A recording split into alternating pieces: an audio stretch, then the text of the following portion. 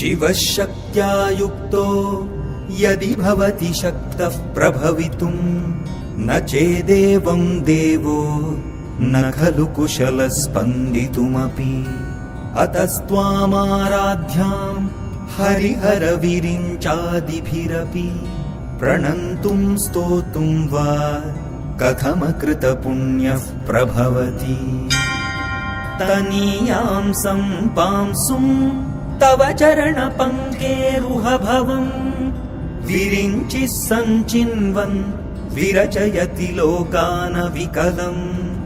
वहत्येनं शौरिः कथमपि सहस्रेण शिरसा हरः संक्षुद्यैनं भजति भसितोद्धूलनविधिम् अविद्यानाम् अन्तस्तिमिरमिहिरद्वीपनगरी जडानां चैतन्यस्तबकमकरन्दश्रुतिझरी दरिद्राणां चिन्तामणिगुणनिका जन्मजलधौ